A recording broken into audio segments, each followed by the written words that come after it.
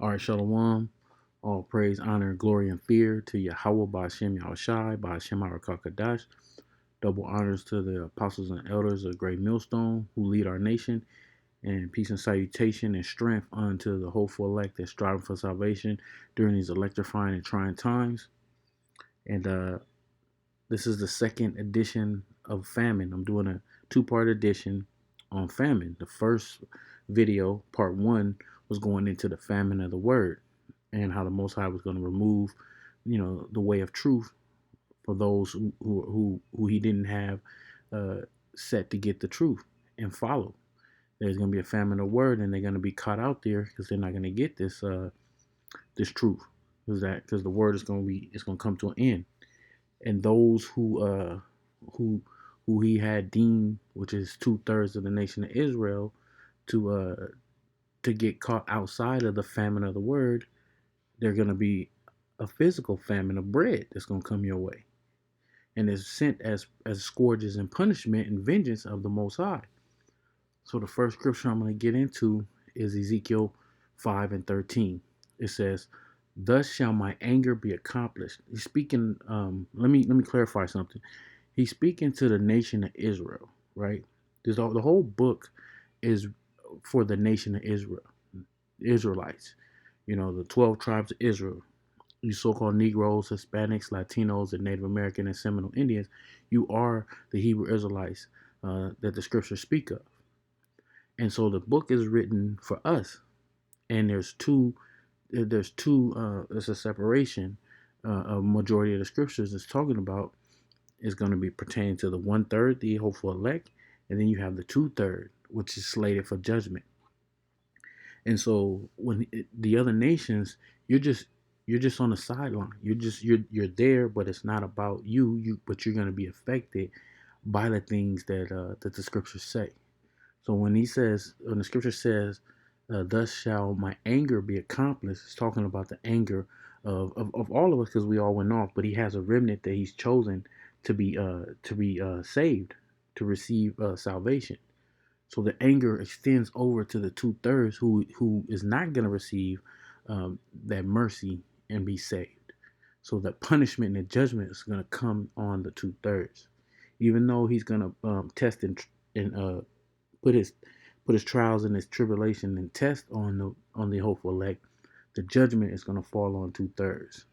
So it says, "Thus shall my anger be accomplished, and I will cause my fury to rest upon them." Who's the them? 2/3 of our nation and the other nations. "And I will be comforted, and they shall know that I am the Lord, have spoken it in my zeal, when I have accomplished my fury in them. Moreover, I will make thee waste, and a reproach among the nations that are round about thee." Why? Because our people, 2/3 of our people, have took on the customs and the ways of the heathen, been following and doing the things that they do that we're not supposed to do as a nation. We're not supposed to be partaking in the things that the heathens partake in. So the Most High is gonna bring His judgment to the 2/3 of our people for taking on those customs of those nations that are around about. And then eventually those nations are going to suffer from it as well, in the sight of all that pass by. So let me add a point into this too, because I don't want nobody getting foolish and getting simple, because they might say, "Oh, this is things that happened in the ancient days, back in the biblical time." Yeah, they are. These are, see, the scriptures speak. Um, the scriptures speak in a like a well orchestrated symphony, right? So you may have some instruments that are playing, in the background, that has a subtle sound, but then you have some that are playing in the, like they have more of a rambunctious or more loud or more bass and more, but it all goes together as a perfect sounding symphony. That's how the scriptures work. The scriptures will bring things that happened in the past to happen all over again. Everything is reincarnated.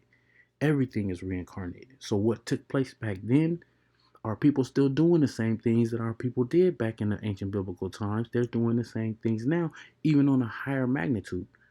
So of course the judgments that took place back then is going to come back around. It's going to be reincarnated because our people are doing the same things that we did in our ancient biblical times in past carnations. So in this current carnation, the reincarnation, are people still doing the same thing? So the Most High is going to bring even more of those judgments from the past. So when you read the scriptures, you know that this happened back then, but it's happening again now on a higher level, which means the Most High don't get softer in time. He's getting harder. He's going to get harder, and the judgment is going to come harder.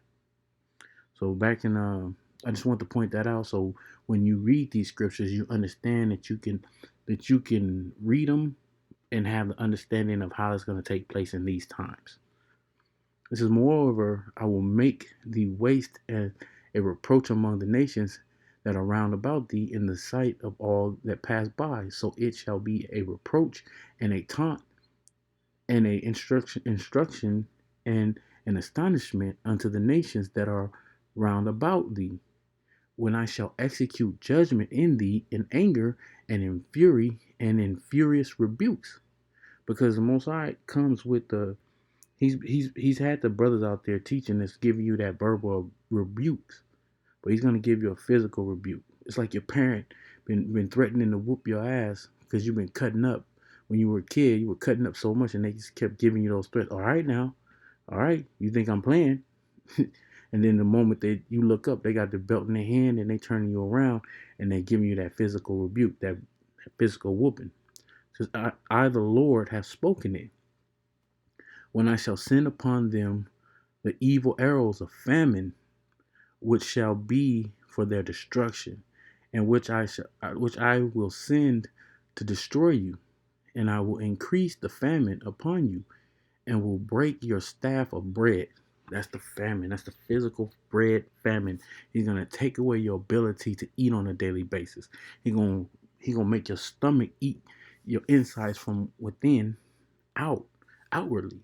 You're gonna, and the scriptures tell you that in Lamentation. That's one of the worst ways to die, is to die of hunger, of a famine. You can't eat. Your body starts to eat itself from within. That's that physical famine that's coming, right? Following after the famine of the word. Verse 17.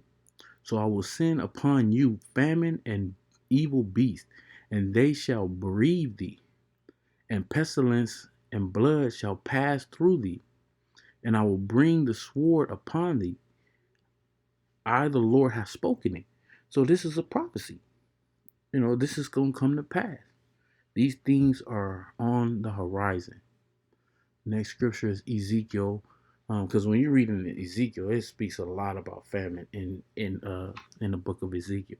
So I'm gonna bring forth one more out of Ezekiel, 6th chapter and 11th verse. It says, "Thus said the Lord power: smite with thine hand and stamp with thy foot, and say, Alas, for the evil abominations of the house of Israel." Like I said before, this is dealing with Israel. "For they shall fall by the sword, by the famine, and by the pestilence." It's a pestilence that's out there right now. It's called the coronavirus. And that pestilence, from my update that I read earlier today, was this is reported that 60,000 people have passed away from the coronavirus. I believe in the United States alone, 60,000 people dead. That's a pestilence that's crawling through the earth. Worldwide, four corners are being touched by this pestilence. He that is far off shall die of the pestilence. People are dying far off and near. People, but from everywhere anybody stands on the earth, someone far off has died from the coronavirus. And he that is, and I'm not saying, because the coronavirus is just one. There are many out there that Esau has. Esau has in his CDC and patents on all these creation of these different viruses. There's some viruses that he have that's based, like the coronavirus is a crown of viruses, right? It's multiple different viruses: the SARS, HIV, the MARS, all these different components that make up the coronavirus. But he has other viruses that are based off rabies. He has many different viruses that that they're looking that they're gonna unleash. This is just one. This is just the beginning. It says, and he that is near shall fall by the sword, and he that remaineth and is besieged shall die by the famine. Thus will I accomplish my fury upon them. Because this, like I said, most he's focusing on you Israelites, primarily you 2/3, the wicked, that follow the wicked, the so-called white man's ways, and you've been fully embedded into his system and society, the way it works. You just follow along with it. You're the ones who the Most High is going to punish because of your ways. Your you have you have basically laid down and just taken what the so-called white man, whatever he brings, you follow whatever as a trend, no matter what. You and our people are like the scriptures say, um, the righteous. I mean, if I'm gonna get it right, I'm gonna hold this. Let me get this right quick. So it's let's see, I believe it's in Proverbs.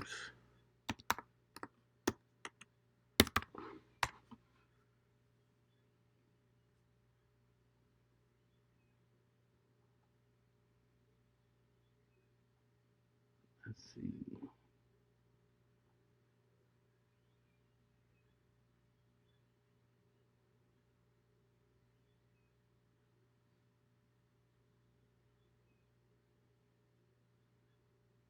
Okay, I have it mixed up. Let's see.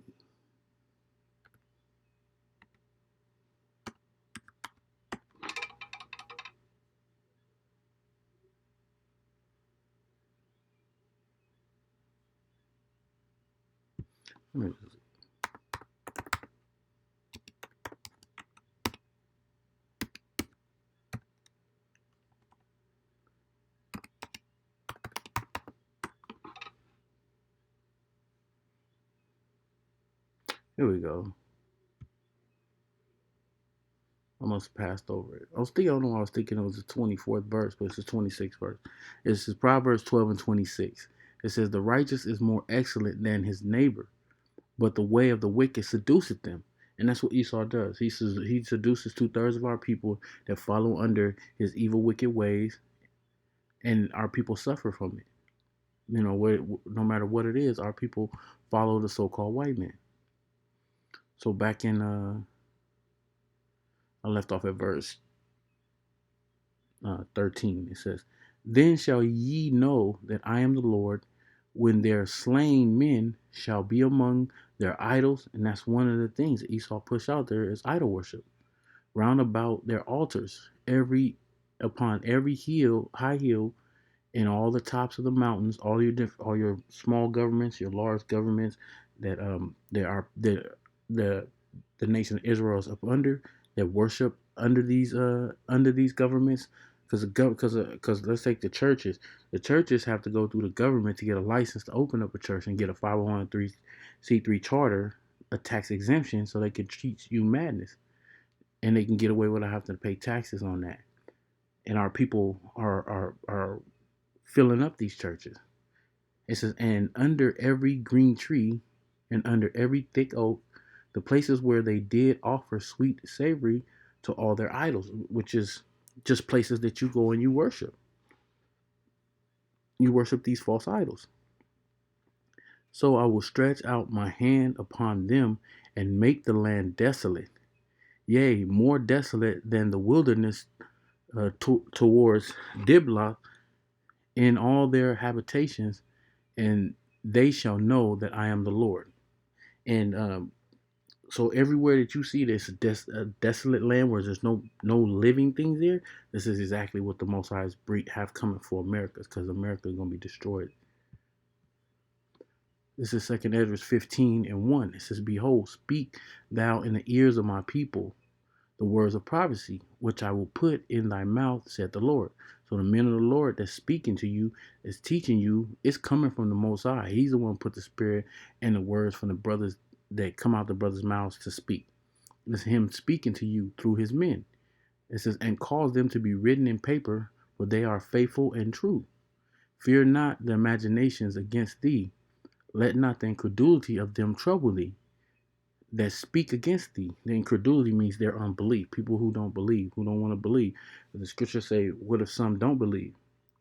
Shall their unbelief, roughly paraphrasing, should their unbelief take effect? No, it don't. What takes effect is what the prophecies of the scripture says. It says, for all the unfaithful shall die in their unfaithfulness. Behold, said the Lord, I will bring plagues upon the world, the sword, famine, death, and destruction. There it is again. Famine.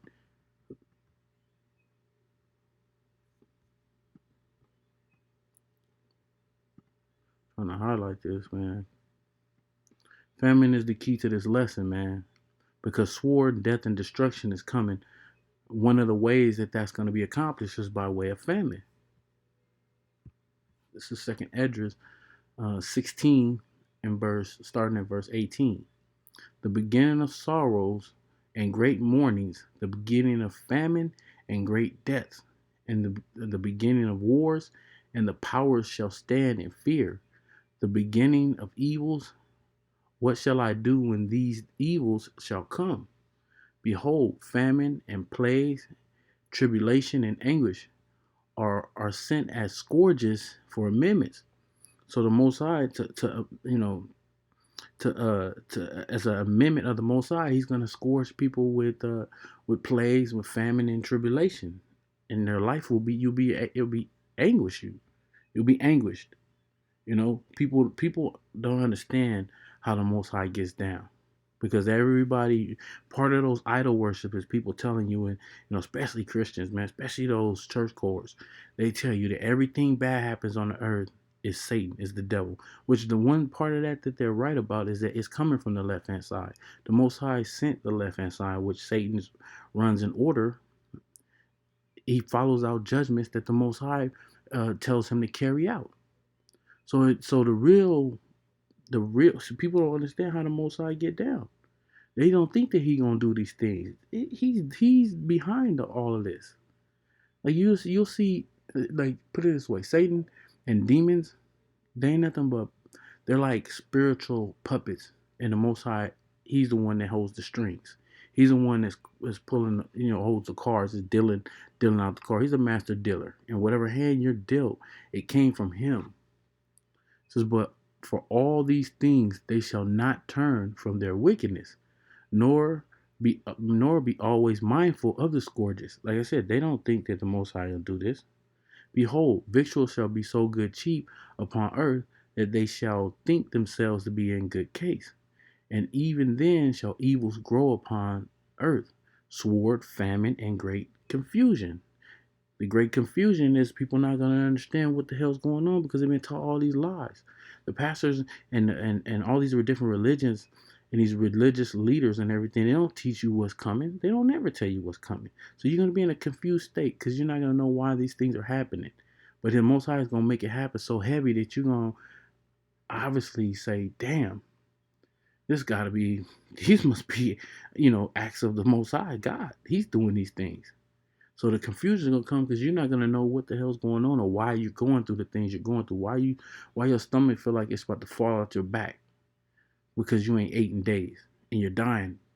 You're dying because the famine is taking hold on you. It says, for many of them that dwell upon the earth shall perish of famine, and the others that escape the hunger shall the sword destroy, because Esau's gonna come for you. Esau's going to hit them streets, and he's going to be out there seeking to destroy, to kill and destroy until he's killed and destroyed. Last scripture I want to get into is Isaiah 51 and starting at verse 19. It says, and I just mentioned that Esau is going to be out there. He's going to be taking people down until he's taken down, till he's taken out, because that's coming too. That's a future prophecy as well. And the scripture going to go into that. It says, these two things are come unto thee. Who shall be sorry for thee? Desolation and destruction and the famine and the sword. By whom shall I by whom shall I comfort thee? Thy sons have fainted. They lie in the heads of all the streets as a wild bull in a net. They are full of the fury of the Lord. the rebuke of thy power. Therefore, hear now this, thou afflicted and drunken by not, but not with wine. What are they drunken with? They're drunken they're drunken in spirit. You know, they're drunken with all the wine of all the different doctrines out there, all the different philosophies that's been pushed out there by the so-called white man. Everything that our people stagger with and go astray from the Most High, they're drunken with spiritual wine, not with physical wine, like they're physically drunken. Thus said the Lord thy power. It's like thus said the Lord thy Lord, the Lord, and thy power that pleaded the cause of his people. Behold, I have taken out of thine hand the cup of trembling, even the dregs of the cup of my fury. Thou shalt no more drink it again. So it's telling you that, it's telling you that we're gonna come out of this slavery. We're talking about the whole nation of Israel is gonna come out of the current slavery status that we're in right now, because right now we're serving our final sentence of slavery under the so-called white man. This is the end of his rulership. And like I said, he's gonna be taken out. So our people have been drunken under the philosophies and the doctrines that he pushes out on the earth. And this is coming to an end. So I'm gonna read this part again. It says, thus said thy Lord, the Lord, and thy power that pleaded the cause of his people.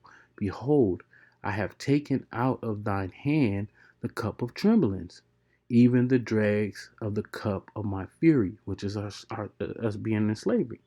Thou shalt no more drink it again. So this is the last. That's how you know that our kingdom is an everlasting kingdom, because we will never go in slavery again. It says, thou shalt no more drink it again. No more drink the cup of slavery again. That cup is going to be passed on to the so-called white man, Esau, Edom, and the other nations. They're gonna drink 1,000 years of that cup of slavery, right? And then that's how you know that this is done.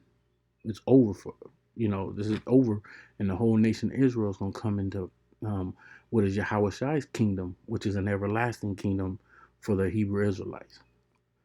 So after this famine, all this stuff has to take place. When you read verse 19, it talks about the destruction and the famine and the sword. After all of this is over and America's destroyed and the so-called white man's taken out, our slavery ends and his begins. But I will put it into the hand of them that afflict thee. Who has afflicted the nation of Israel? We've served slavery under all nations. But who has currently been afflicting us for the past several empires? It's been the so-called white man who's been afflicting us. So that tells you right there, he's going into slavery. He's going straight to the scriptures tell you. Matter of fact, let me pull it right quick, and then I'll end the lesson on finishing up that last video. Okay.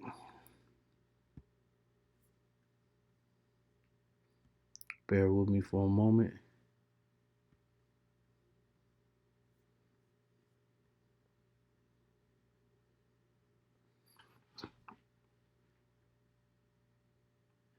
All right, this is Second Ezra, the 6th chapter, and I'm gonna start at verse 6. It says, then did I consider these things, and they all were made through me alone, and through none other.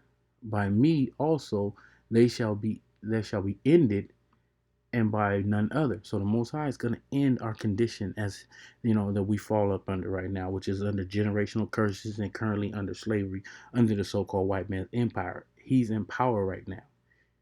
Verse 7, then answered I and said, what shall be the parting asunder of the times? So what's going to be the end of these times, these current conditions? Or when shall be the end of the first, and the beginning of it that followeth? And he said unto me, from Abraham unto Isaac, when Jacob and Esau were born of him, Jacob's hand held first the heel of Esau. For Esau is the end of the world, end of this rulership, and Jacob is the beginning of it that followeth. So after this man gets taken down, Esau goes down. It's the end of his rulership, um, and it's the beginning of ours. That's why it says, "But I will put it into the hands." The first verse 23. But I will put it into the hand of them that afflicted thee, which have said by thy soul, bow down, that we may go over. And thou hast laid thy body as the ground, and as the street to them that went over. So we did that. We suffered, hundreds of millions of our people have suffered under the treacherous rulership of the so-called white man Esau Edom. But this is over. It's going to be done and over. This famine has to come. All the famine, death, and destruction. The scriptures tell you that the Most High is going to plead with people by way of famine, by way of pestilence, by way of the sword. These are all ways and conditions how the Most High is going to deal to bring this man out of power and to give us our kingdom and rulership in righteousness. So this is the end of this second edition, the famine, which is the famine of bread. The first edition was a famine of the word, and so this is the end of the second edition of the famine of bread, which is a physical hunger famine. So with that, I hope the video was edifying from whomever was able to tune in, and I want to say, Kal Halal Yahweh Ba'Shem Yahushai, all praise, honor, and fear, and glory to Yahweh Ba'Shem Yahushai, Ba'Shem Harakakadash. Double honors to the apostles and elders of Great Millstone who lead and rule our nation, and peace and salutations to the hopeful elect that striving for salvation during these electrifying and trying times. Shalom.